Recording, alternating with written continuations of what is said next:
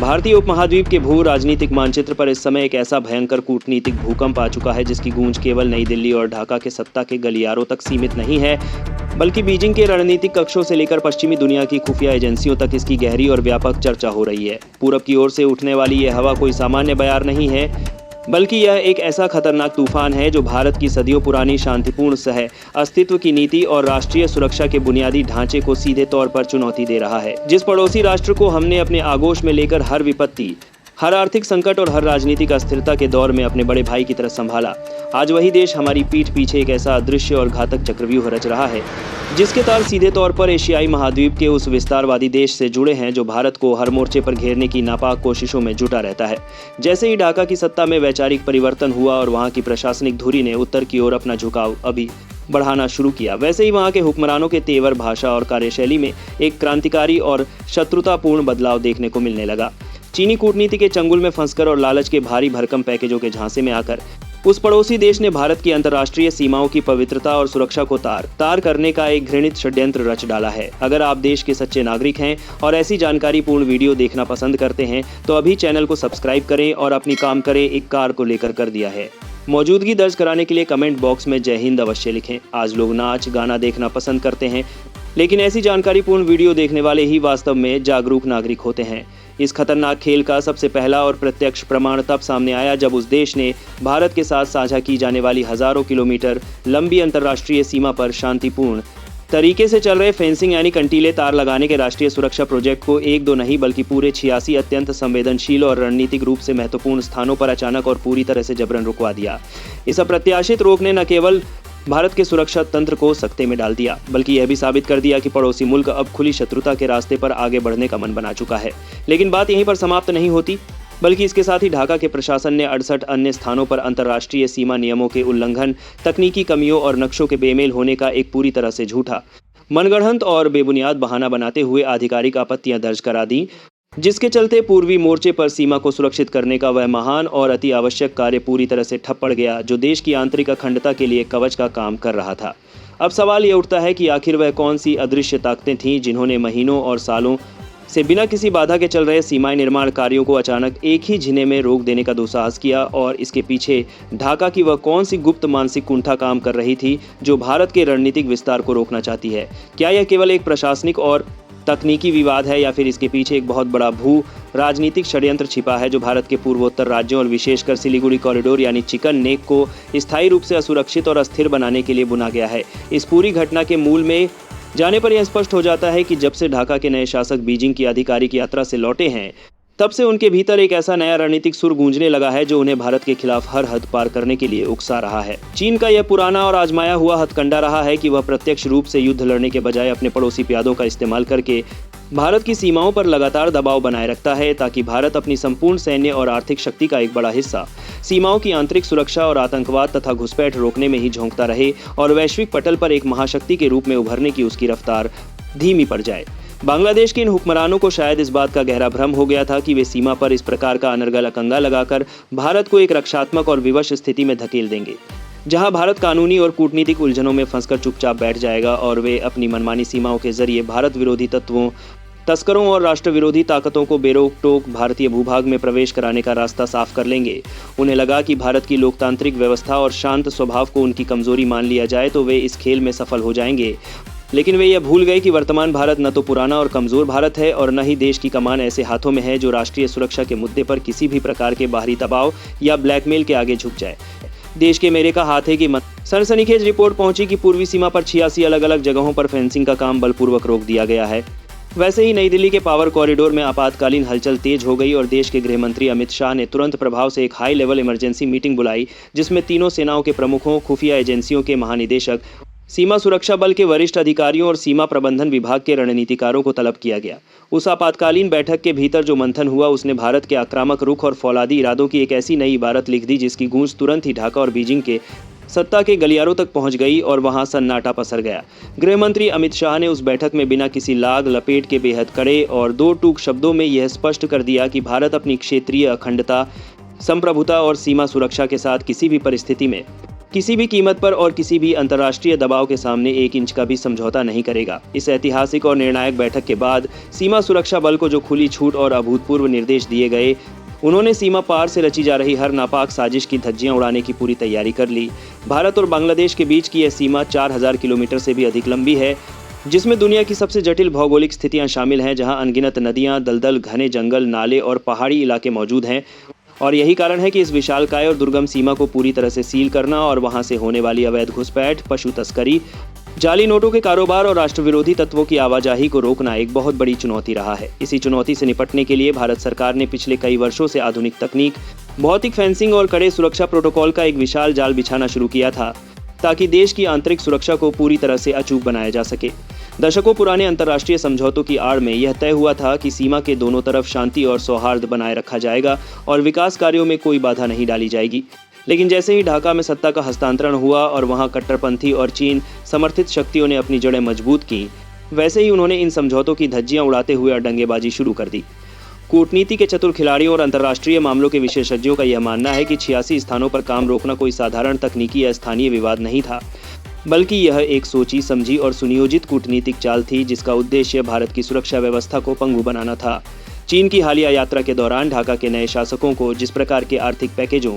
नुड़ों और रणनीतिक वादों का प्रलोभन दिया गया था, उसके बदले में बीजिंग ने उन्हें यही टास्क दिया था कि वे किसी भी तरह से भारत के पूर्वी बॉर्डर पर चल रहे फेंसिंग के काम को रोकें, ताकि उत्तर पूर्व के राज्यों में अस्थिरता के बीज बोए जा सकें। चीन इस बात को अच्छी तरह समझता है कि सिलीगुड़ी बीजिंग की बीज बीजिंग को रोके, बने बीजिंग को परिवार दिया है कि कार के बीज बीजिंग को बढ़ सकती है। कॉरिडोर यानी चिकन नेक भारत का वह सबसे संवेदनशील और कमजोर रणनीतिक बिंदु है जो मुख्य भारत को उसके सातों पूर्वोत्तर राज्यों से जोड़ता है। और यदि इस गल के आसपास का बॉर्डर खुला रहता है या वहां फेंसिंग अधूरी रह जाती है,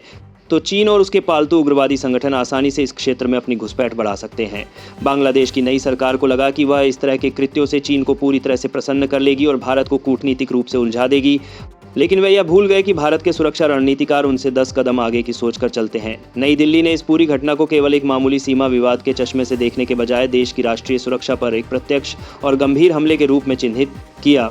और यह निष्कर्ष निकाला कि यदि आज इन 86 स्थानों पर नरमी बरती गई तो आने वाले समय में पूरे पूर्वी भारत की सुरक्षा भगवान भरोसे हो जाएगी और देश को एक बहुत बड़ी आंतरिक आपदा का सामना करना पड़ सकता है। गृह मंत्रालय के भीतर तैयार की गई उस गुप्त में एक ही गई के मंत्रालय के भीतर को तैयार की गई के बीजेपी पर दलमा की और निर्णायक फाइल ने इस पूरे विवाद का पासा ही पलट कर रख दिया और एक ऐसा मास्टर प्लान तैयार किया गया जिसने बांग्लादेशी हुक्मरानों के पैरों तले जमीन खिसका दी। उस मास्टर प्लान के तहत यह निर्णय लिया गया कि यदि पारंपरिक और भौतिक कंटीले तार लगाने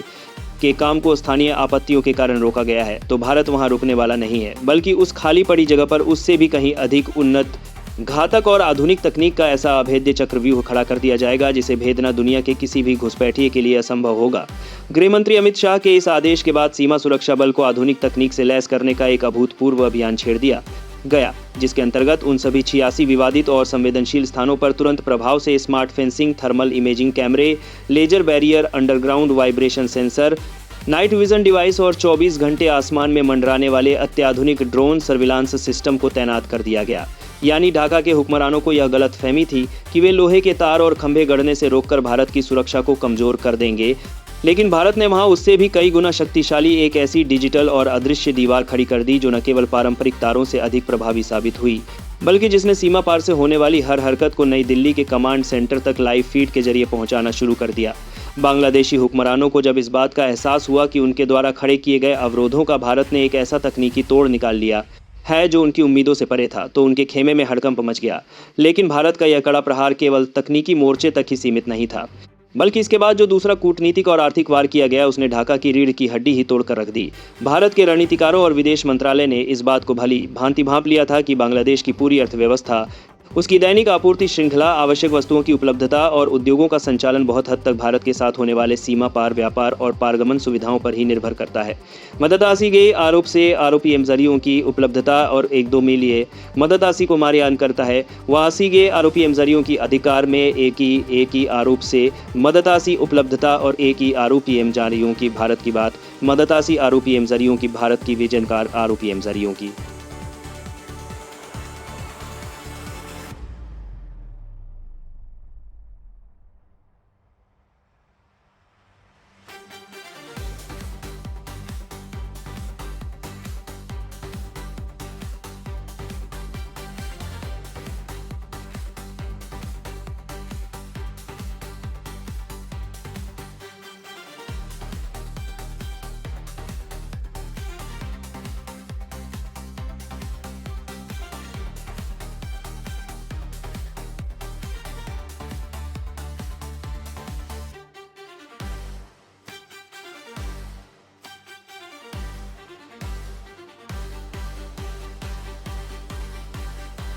जब ढाका ने राष्ट्रीय सुरक्षा और अति संवेदनशील मुद्दों पर भारत के साथ खिलवाड़ करने की कोशिश की तो भारत ने अपनी व्यापारिक नीतियों और सीमा चौकियों पर सुरक्षा सत्यापन के लिए नियमों को इतना अधिक कड़ा और जटिल बना दिया कि बांग्लादेश ट्रकों और व्यापारियों के लिए सांस लेना भी दूभर हो गया। एकीकृत जांच चौकियों से लेकर पारंपरिक व्यापारिक मार्गों तक हर एक मालवाहक वाहन और प्रत्येक नागरिक की आवाजाही की ऐसी सूक्ष्म और कठोर जांच शुरू कर दी, जिसके कारण भारतीय सामानों, खाद्य पदार्थों, ऊर्जा संसाधनों और आवश्यक सामग्रियों की आपूर्ति में भारी देरी होने लगी। इस कूटनीतिक और आर्थिक घेराबंदी का असर महज कुछ ही दिनों के भीतर ढाका, चटगांव और राजशाही के बाज़ारों में साफ साफ दिखने लगा, जहां जरूरी चीज़ों के दाम आसमान छूने लगे और आम जनता के बीच त्राही त्राही मच गई।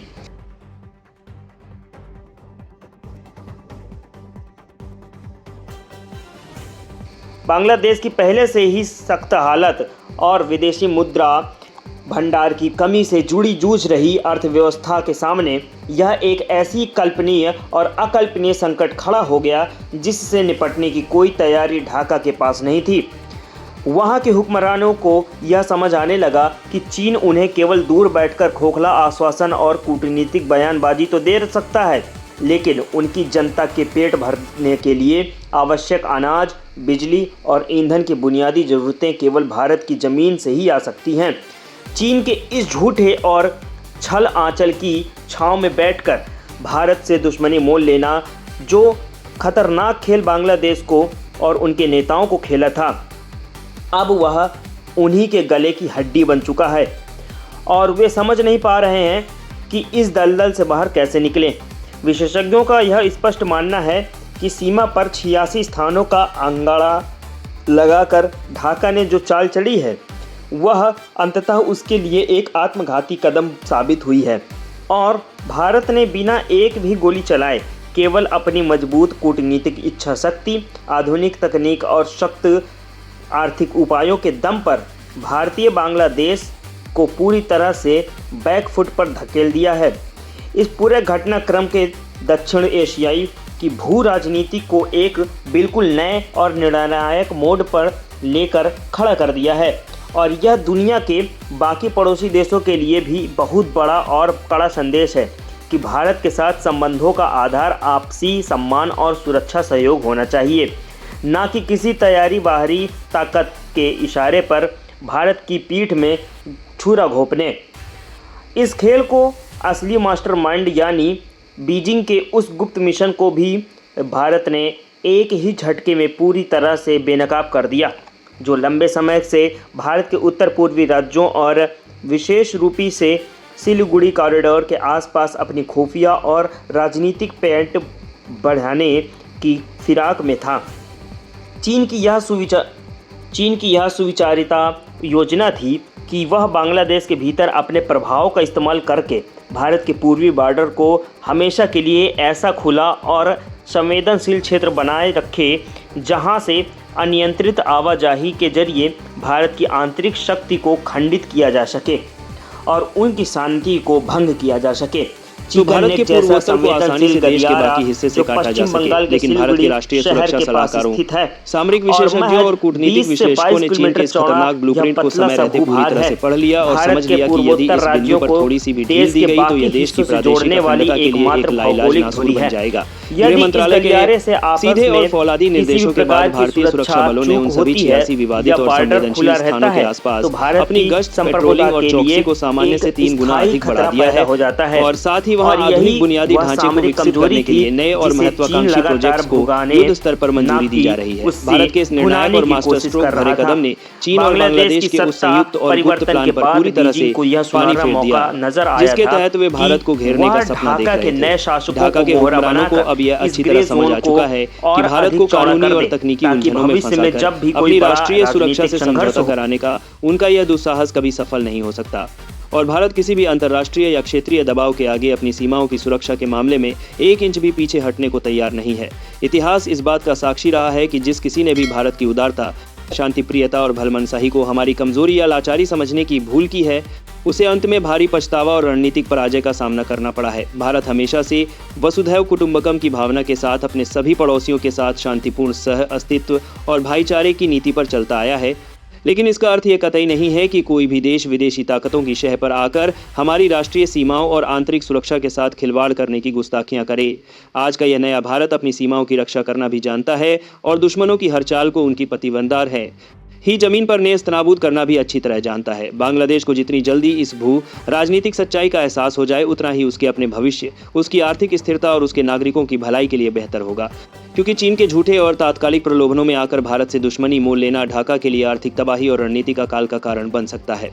भारत ने अपनी सीमा पर एक ऐसा अभेद्य और आधुनिक सुरक्षा चक्रव्यूह रचकर यह पूरी दुनिया को साबित कर दिया है। भारत ने अपनी सीमा पर एक ऐसा अभेद्य और आधुनिक सुरक्षा चक्रव्यूह रचकर मोल लेना को साबित कर दिया है। भारत ने अपनी सीमा पर एक ऐसा अभेद्य और आधुनिक सुरक्षा चक्रव्यूह रचकर यह पूरी दुनिया को साबित कर दिया है कि देश की सुरक्षा और संप्रभुता से बढ़कर हमारे लिए इस धरती पर कुछ भी नहीं है। एक तरफ जहां सीमाओं पर भारत की यह फौलादी कूटनीति अपनी पूरी ताकत और दृढ़ता के साथ खड़ी है, वहीं दूसरी तरफ देश की आर्थिक नीतियां, घरेलू बाजार और औद्योगिक विनिर्माण क्षेत्र भी नई ऊंचाइयों को छू रहे हैं और वैश्विक अनिश्चितताओं के बीच एक मजबूत आधारशिला साबित हो रहे हैं। आज भारतीय शेयर बाजार में विशेष रूप से रक्षा निर्माण, एयरोस्पेस,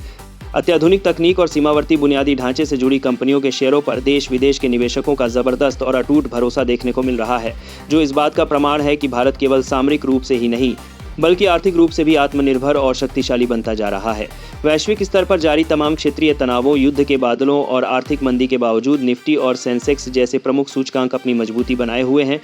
और भारतीय अर्थव्यवस्था